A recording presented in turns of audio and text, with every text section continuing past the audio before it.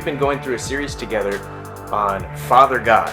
We've talked about who is He, we've talked about His character, His ways. This past week we talked about His love, and this next week we're going to wrap up Father God by talking about His blessing. The idea of blessing is so fascinating, and it's throughout the Bible. Even when we look at the very beginning, in Genesis, when Adam and Eve, first they were made, and then they were given a mission, but something took place in between those two things. It says that God blessed them. Let's talk this weekend about that idea of the blessing, how it is the activation that helps us to move into the calling that's on our life. We've been gifted, we've been equipped, we've been set up for a mission in this world, but we need the blessing to fully engage into it. And something very interesting is that the opposite of the blessing, of course, is the curse.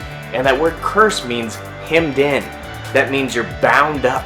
So you have blessing, which is an empowering to move forward, and you have curse, which is a hemming in, a bounding up. It's a prevention from stepping fully into everything that you were created to be and do in this life. Join us this Sunday as we talk more about that, but also throughout this week, think about the words that you speak, the thoughts that you have over yourself and over others, and ask yourself, am I empowering other people, or am I hemming them in?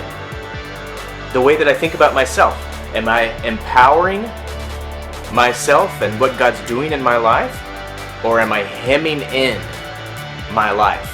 God says you're this, but are you believing that you're this? God says you can do this, but are you telling yourself that you can do this?